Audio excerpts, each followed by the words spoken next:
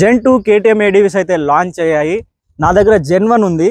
This is an excellent adventure tourer. దీన్ని top చేయడం KTM వల్ల కాదు అని నేను అనుకున్నాను, but guess what, they proved me wrong. Gen 2s అయితే దీన్ని తలదనేలా ఉన్నాయి. Gen 2 అంటే చిన్న చిన్న చేంజెస్ చేసి మార్కెట్లోకి లాంచ్ చేయడం కాదు, ఇంజన్లో కానీ design, suspension, travel, ground clearance ఇట్లా చాలా మేజర్ చేంజెస్ జరిగాయి. వాటన్నిటి గురించి ఈ వీడియోలో మాట్లాడుకుందాం. లాస్ట్ వరకు చూడండి. వీడియో నచ్చినట్టయితే లైక్ చేయండి. మీకు ఎలాంటి ఫీడ్బ్యాక్ ఉన్నా కింద కామెంట్స్లో వదిలేయండి. సబ్స్క్రైబ్ చేసి ఛానల్ సపోర్ట్ చేయండి. Back to the video. Let start from the start.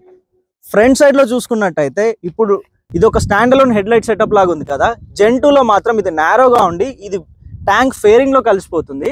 Tank design కూడా ఇక్కడ అగ్రెసివ్ ష్రౌడ్స్ అయితే ఉన్నాయి కదా ట్యాంక్వి, ఇవి కూడా ఫేరింగ్లో కలిసిపోయి హెడ్ లైట్లోకి బ్లెండ్ అయిపోయి. ఫ్రంట్ సైడ్లో బీక్ ఉంది కదా, ఇది ఒక వైడ్ షార్ట్ బీక్ ఉంది. దీన్ని నారో చేసి లాంగ్ చేసి కొంచెం లిఫ్ట్ చేశారు.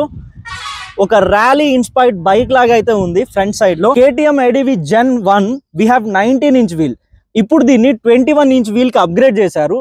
దీనివల్ల మనకు అడ్వాంటేజ్ ఏంటంటే సస్పెన్షన్ ట్రావెల్ ఇంక్రీజ్ చేసి ఫ్రంట్ సైడ్లో 41 mm ups and down suspension ఉండింది. సైజ్ ఏం మారలేదు, కానీ టైర్ సైజ్ పెంచడం వల్ల, టైర్ డయామీటర్ పెంచడం వల్ల ఇంతకుముందు 170 mm ఉంటే ఇప్పుడు 200 mmకి ఇంక్రీజ్ చేశారు. వీల్స్లో చూసుకున్నా కూడా మేజర్ చేంజ్ అయితే ఉంది. ఎందుకంటే Gen 1లో అన్ని అలాయ్ వీల్స్తో వచ్చాయి, కానీ Gen 2లో ఇట్ ఈస్ యువర్ ఆప్షన్. మీరు ఒకవేళ ఎక్కువ ఆఫ్ రోడ్ వెళ్తాను అనుకుంటే చూస్ స్పోక్ వీల్స్, లేదు నేను టూరింగ్ ఎక్కువ చేస్తాను అనుకుంటే you can choose alloy wheels. ఆ చేంజ్ కూడా తెచ్చారు దీంట్లో. అండ్ డిస్క్ బ్రేక్ చూసుకున్నట్టయితే ఇక్కడ ఎలాంటి చేంజ్ లేదు. 320 mm dia disc brake with ABS switchable.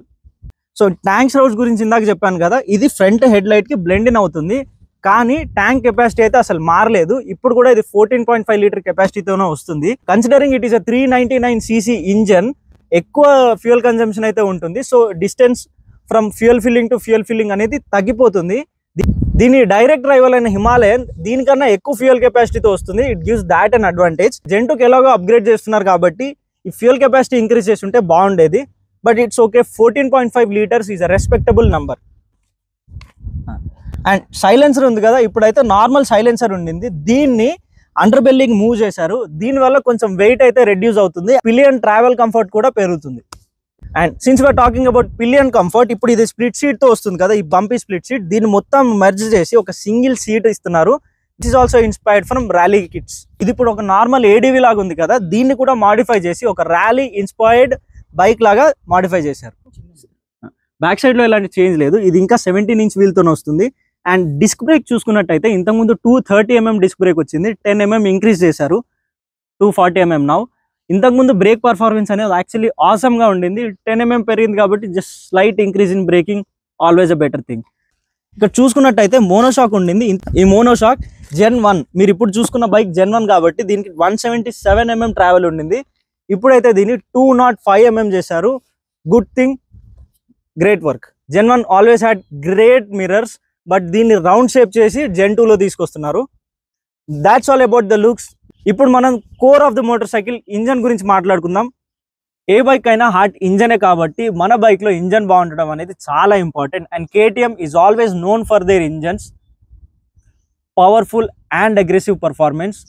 This is one of the finest engines, 373 engine. కానీ Gen 2లో 399cc ఇంజన్ వస్తుంది. బోర్ సైజ్ పెంచారు, అండ్ బోర్ సైజ్ పెంచడంతో పాటు రీఫైండ్ ఇంజన్ వస్తుంది. పవర్ ఫిగర్స్ కూడా పెరిగాయి. పవర్ ఫిగర్స్ చూసుకున్నట్టయితే 45.3 bhp power and 39 Nm torque అయితే ఇంక్రీజ్ అయింది.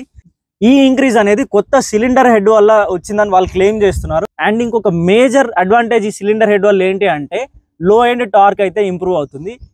ఈ కొత్త ఇంజన్ వల్ల చాలా అడ్వాంటేజెస్ అయితే ఉన్నాయి.